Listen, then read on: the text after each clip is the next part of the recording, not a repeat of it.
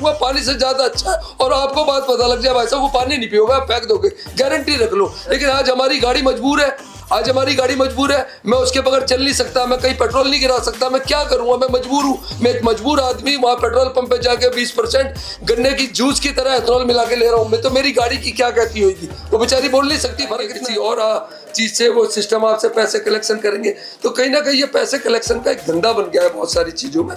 इसी प्रकार से आप अगर देखो कि ट्रैफिक के चालान भी देखो आप, तो वो भी बड़ा हो गया। कितने एक्सीडेंट हुए। हमने एथेनॉल का पुतला भी जलाया है कि भाई ये एथेनॉल गलत है, क्योंकि आप जिस चीज के पैसे दे रहे हैं आपको वो सामान पूरा मिलना चाहिए, आप उसमें मिलावट। अगर आज एक मिट्टी के तेल वाला या पेट्रोल पंप वाला पर्सनली आज मिट्टी का तेल मिला के पेट्रोल आपको दे दे, मिट्टी का तेल मिला के, तो उसका पेट्रोल पंप सील हो जाएगा, उसको सजा हो जाएगी, उसकी अखबार में बड़ी बड़ी फोटो आएगी।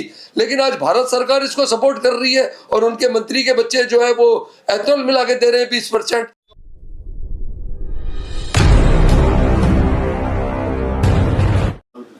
आज की जो कॉन्फ्रेंस हो रही है वो कॉन्फ्रेंस जो वायु प्रदूषण जिसमें लोगों की जान से खिलवाड़ हो रहा है, लोगों को मिसगाइड भी किया जा रहा है। दो बात एक साथ है, एक ये भी है थोड़ा बहुत कि 10% कहीं ना कहीं इस वायु प्रदूषण से बहुत ज़्यादा खतरा हो रहा है।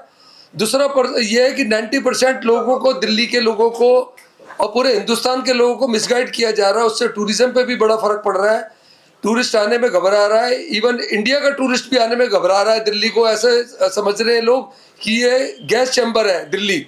मैं आप सब लोगों को बताना चाहता हूँ मीडिया के माध्यम से कि जब सर्दियाँ आती है तो कोहरा भी होता है, ठंड भी होती है, सर्दी भी लगती है, खांसी भी आती है, कहीं ना कहीं गला भी खराब होता है। ये आज की बात नहीं, ये 100 सालों से होता रहा है और कम से कम 55-56 साल तो हमें देखते हुए हो गए कि हमेशा सर्दियों में ऐसा ही होता है। सूरज की रोशनी भी कम हो जाती है, ठंड भी हो जाती है, बहुत कुछ हो जाता है। लेकिन सरकार ने, कुछ कंपनियों ने, कुछ फ़ायदा उठाने वाली गाड़ी बनाने वाली कंपनियों ने भी हो सकता है कि इस मौके का फ़ायदा उठाया और इसको प्रदूषण का एक रूप दे दिया है कि ये प्रदूषण है, प्रदूषण है, और एक ये नई नई कहानियाँ बना दी और एक तरीके से यहाँ दिल्ली के अंदर गाड़ी बेचने का धंधा स्टार्ट हो गया। और इस चीज़ को आगे बढ़ाने के लिए इन्होंने क्या करा कि दिल्ली के अंदर यूरो 4 जो गाड़ियाँ उनको आना ही बंद कर दिया। अब आप ये समझो कि हिंदुस्तान एक बहुत बड़ा देश है, उस हिंदुस्तान के अंदर दूर दूर से लोग आते हैं, कोई तमिलनाडु से भी आ रहा है, कोई पंजाब से भी आ रहा है, कोई उत्तराखंड से आ रहा है, राजस्थान से आ रहा है। वो एक आदमी जिस पे अपनी यूरो 4 गाड़ी है वो दिल्ली के अंदर नहीं ला सकता। अब क्या होएगा, अब उसको एक एहसास हो गया, और ये काम अब से नहीं हो रहा है, ये 4-5 साल से भी ज़्यादा कहानी चल रही है। तो लोगों में एक दहशत फैला दी है। तो अब वो क्या सोच रहा है कि मैं ये BS4 गाड़ी बेच दूंगा और मैं यूरो 6 लूंगा। तो एक तरीके से ये भी एक कॉन्स्पिरेसी हो रही है, इसकी हमें पूरी संभावना नजर आ रही है गाड़ी बेचने की।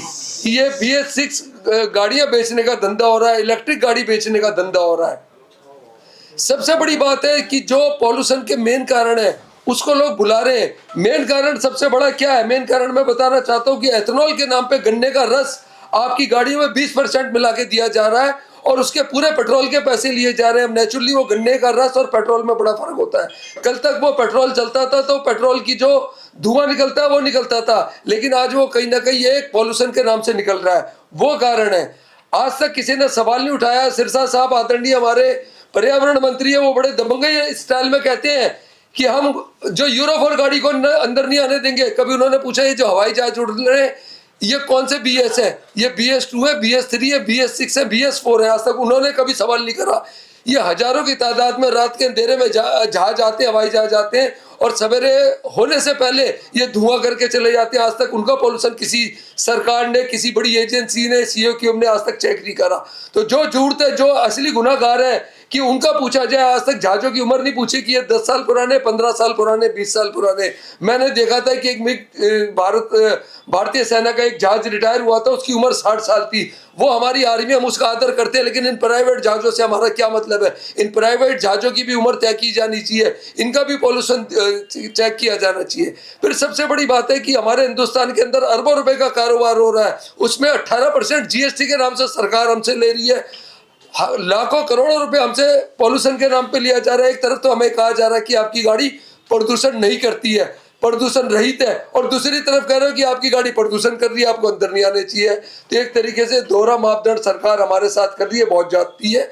हजारों की संख्या में पेड़ काटे गए। हम ये नहीं कह रहे कि मेट्रो गलत है, मेट्रो होनी चाहिए थी, लेकिन हजारों की संख्या में पेड़ काटे गए, आज भी कट रहे हैं। कंस्ट्रक्शन आज भी ल्यूटियन जोन में हो रही है, कंस्ट्रक्शन दबा के, धूल उड़ रही है खूब दबा के।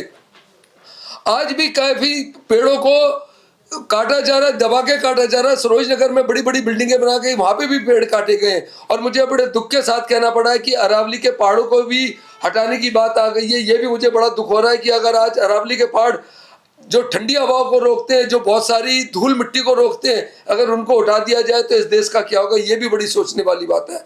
तो आज जो हमारा मकसद है वो फैक्ट रखना है कि अगर सिरसा साहब में सच्चाई में, अगर हमारी मुख्यमंत्री दिल्ली की, हमारे आदरणीय प्रधानमंत्री जी, हमारे गृह मंत्री साहब, हमारे भूपेंद्र यादव साहब, पर्यावरण मंत्री, भारत सरकार सच्ची में पॉल्यूशन को कंट्रोल करना चाहते हैं तो पहले एथनॉल को बंद करके दिखाएं, उसको पूरा पेट्रोल दें, इन जहाजों के पॉल्यूशन को चेक करके दिखाएं, इनकी उम्र देख करके जाए, इनको बंद करके दिखाएं, 3 महीने उनको बंद करके दिखाएं और फिर देखें कि ये पॉल्यूशन रुकता है या नहीं रुकता। लेकिन एक गरीब टैक्सी वाले जो 100 रुपये 500 रुपए की एक ड्यूटी करने निकलता है, उसका 20,000 चालान करना, मतलब एक छोटे से गुनाह की सजा उसको 20,000 रुपए जुर्माना, तो ये बहुत बड़ी जाती है। उसकी गाड़ी सीज करी जा रही है, उसको टॉर्चर करा जाता है, उसको कोई रियायत नहीं दी जा रही है। हमारी गाड़ियां 2020 तक डीजल यूरो 4 रजिस्टर्ड हुई थी, 2 साल कोरोना के रहे, 1 साल कोरोना का इम्पैक्ट रहा कि कोई काम नहीं चला, 3 साल तक हमारी गाड़ी खड़ी रही। 1 साल कम से कम हमारा जो ये पाकिस्तान से हमारा देश का झगड़ा वगैरह हुआ, गोलीबारी हुई कश्मीर, उससे भी दिल्ली में टूरिस्ट नहीं आया।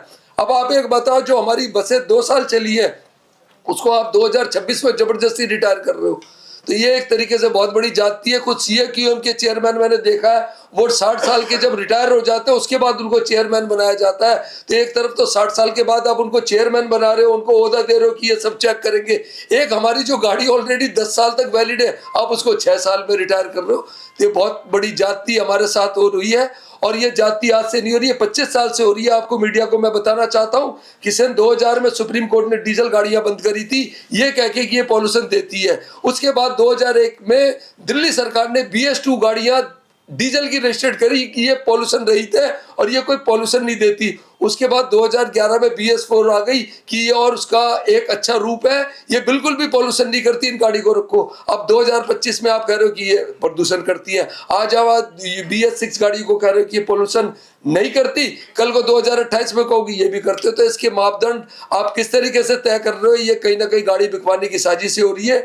क्योंकि हर जो गाड़ी BS4 और BS6 में, उसमें कम से कम 30% का रेट में फर्क आ गया है कि वो गाड़ी जहाँ 20 लाख की मिलती थी वो गाड़ी आज 30 लाख की हो गई है। ये इतना फर्क मतलब कम से कम आ गया, 30 से 40% रेट जो हाई हो गए। और एक तरीके से जो ये बैटरियों की गाड़ी आ रही है, ये आज कह रहे इलेक्ट्रिक गाड़ी है, धुआं नहीं देती। भाई ये बैटरियों का भी तो धुआं निकलता है, ये बैटरी डंप कहाँ होगी, ये भी तो सोचने वाली बात है। ये बैटरियां कल को कहाँ, इसको जब ये खराब हो जाएगी कहाँ डंप करोगे, धरती पे करोगे तो वो कहीं ना कहीं हमारे पर्यावरण के खिलाफ होगी। तो मैं आप सबको यही बताना चाहता हूँ कि एक बहुत बड़ी जाति ट्रांसपोर्टरों के साथ साथ भारत की जनता पे हो रही है, एक गरीब आदमी पे हो रही है और उस पर ये मार पड़ रही है। और जो अमीर जो जहाज उड़ाने वाली कंपनी है, जो एथनॉल बनाने वाली कंपनी है, कि जिनकी वजह से पॉल्यूशन बढ़ रहा है, उन पे कोई एक्शन नहीं लिया जा रहा, ये मैं आपको बताना चाहता हूँ।